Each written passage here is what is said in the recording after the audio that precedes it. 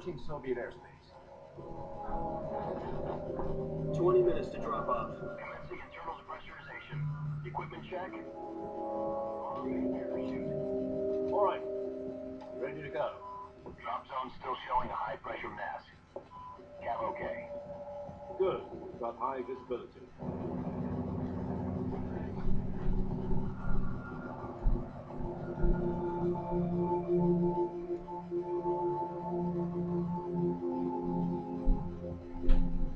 Put out that cigar.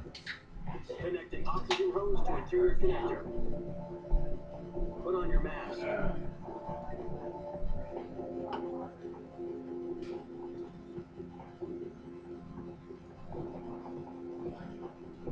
Does this panty waste know what he's doing?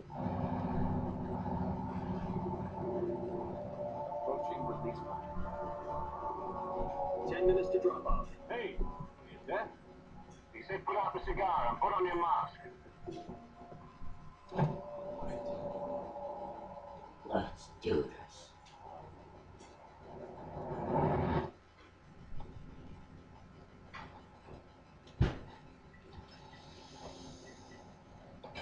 Depressurization complete. Checking oxygen supply. 6 minutes to drop off. Opening rear hatch.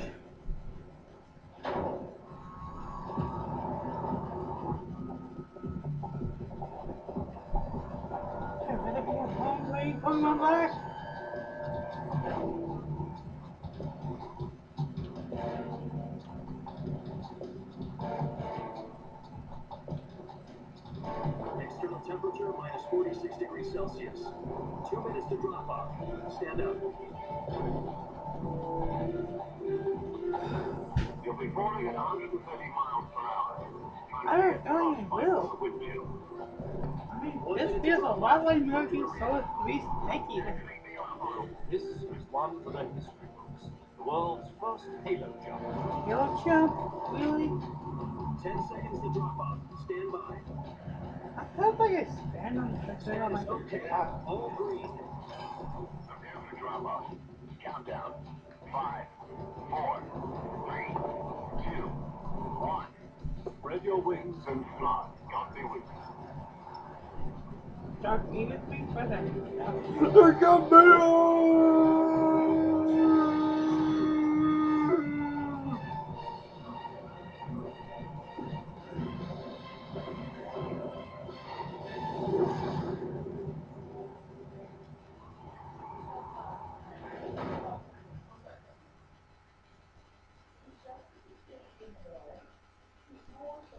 Jack, I've got some important news. The head of the CIA has finally given us the green light for the virtuous mission. Virtuous? No, the virtuous mission. The future of our Fox unit depends on it. Seeds will be officially organized into a unit. Virtuous mission. Sounds like some kind of initiation ritual. Now, don't get cocky, this isn't a training office. Right. So what exactly is this wonderful mission? Well, about 2 years ago, a certain Soviet scientist requested asylum in the West through one of our moles. His name is Nikolai Stepanovich Sokolov. He's head of the OKB 754 Design Bureau, That's like the one of the Penguin. Soviets' top secret weapon research. Even though I don't actually watch And Batman, he's I foremost still expert think on he looks weapons like development. Penguin. Sokolov. Isn't he that famous rocket scientist? The very same. On April the 12th, 1961, the Soviets achieved the first manned space flight in history. Huh. The Earth was blue, but there was no God. Well spoken. The rocket that carried Yuri Gagarin to orbit was the A-1, known as the Vostok rocket. Sokolov is said to be the man most responsible for the multi-engine cluster used in that rocket. After Gagarin's flight, Sokolov left rocket development to become the head of the newly established Design Bureau. From a lowly technician to head of a design bureau, that's quite a success story. So why do you want to defect? It seems he's become afraid of his own creations. Afraid. We call it a crisis of conscience. And for that, he left his country and his family behind and went over the fence. Not exactly. One of his conditions was that his family was also to be taken safely to the West. They used the mole to get the family out first and succeeded in sneaking Sokolov over the Berlin Wall shortly after. I was the one who conducted the operation. The security on the eastern side was still full of holes back then. Then what? We got Sokolov over in one piece, but the whole ordeal had left him exhausted, and we checked him into a hospital in West Berlin. It took him 2 weeks and more than 600 miles to get from the research facility in the Soviet Union to Berlin. He was in no condition to say anything coherent. And it was only a week later that we had something much bigger on our hands. The Cuban Missile Crisis. October the 16th, 1962, President Kennedy received word that the Soviets were in the process of deploying intermediate-range ballistic missiles in Cuba. The President demanded that the Soviets dismantle and remove the missiles. At the same time, he announced a naval blockade to prevent further missile shipments from Cuba. But the Soviets didn't back down, instead placing their armed forces on secondary alert. Soviet transport ships carrying missiles continued on course towards Cuba. US and Soviet forces went on alert to an all-out nuclear war. Frantic negotiations were conducted with the UN's Emergency Security Council and unofficial channels to end the hair-trigger standoff. Finally, on October 28th, the Soviet Union agreed to remove its missiles from Cuba, and so the world avoided a nuclear holocaust. But in order to get the Soviets to pull their missiles out, we had to make a deal. You mean the one where the US agreed to remove its IRBMs from Turkey? No. Jupiter IRBMs deployed in Turkey were obsolete. We were going to get rid of them anyway. They had no strategic value whatsoever to either the US or the Russians. The Turkey deal was a ruse, a cover story that was fed to the other intelligence agencies around the world. So what did the Russians really want? Sokolov. They wanted us to return Sokolov. You mean the Soviets pulled out of Cuba just to get their hands on Sokolov? That's right. What the hell was he working on? Yeah, what the? At the time, we had no idea. We were running out of time. Either give up Sokolov or risk full-scale nuclear war. In the end, we had no choice. President Kennedy gave in to Khrushchev's demand. The next day, I got Sokolov out of the hospital. We handed him over to agents on the eastern side. Sokolov kept on screaming, "Save me," until he disappeared twice.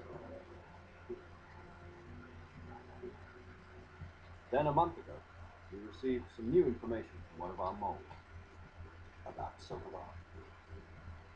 Yes, he was taken back to the research facility and forced to continue working on the weapon in question under KGB supervision. What's more, it's on the verge of completion. So what kind of weapon is it? Something to do with space rockets? No, it is not. Same technology. I guess you're right. We don't know the details, but it appears to be a new kind of nuclear device.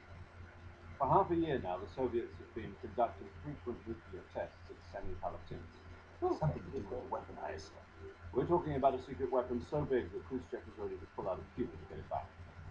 Is Sokolov still in the facility? No, according to our intelligence, he's in Solino Yas, a place in the mountains about 3 miles to the west that's known as the Virgin Cliffs. The Virgin Cliffs. Nice name for a virtuous mission. They moved him there just recently. Why? Apparently, they're conducting a field test of the weapon. It's our best chance to get him back. This mission would never have been possible if he was still in the research facility. This is our last chance. Sokolov must have known that too when he contacted us.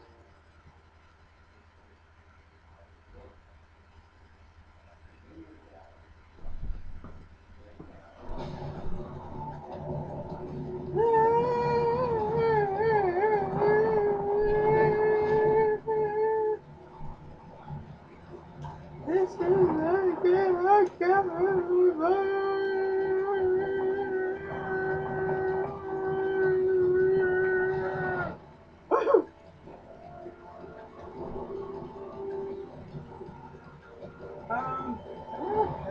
Listen up, Jack. Your mission is to infiltrate Solino Yas in the Soviet mountains, ensure the safety of Sokolov, and bring him back to the west.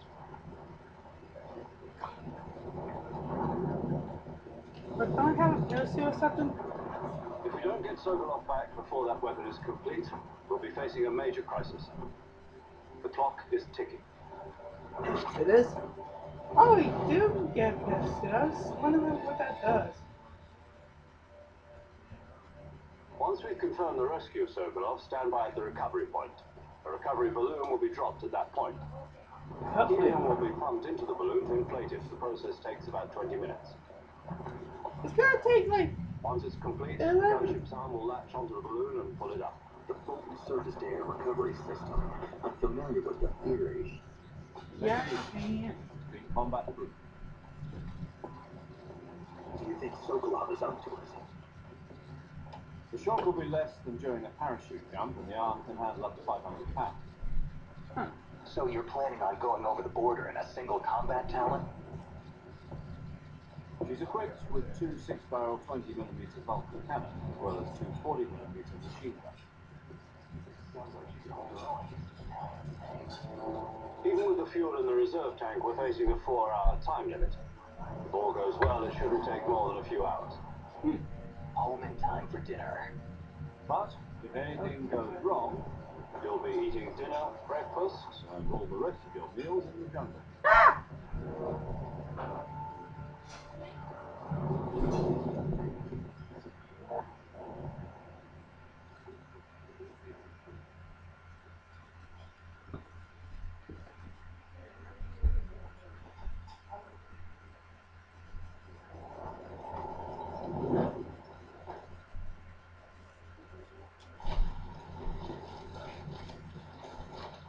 Yeah. Ow! My bag! Oh no no no no! I guess I know how to take it off.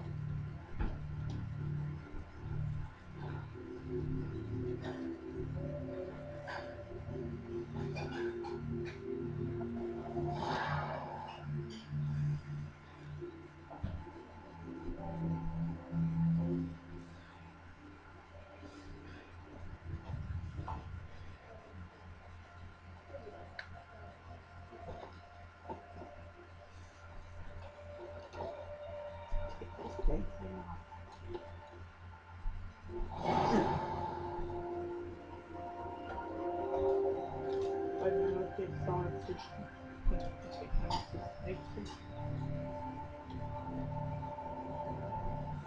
It's so done.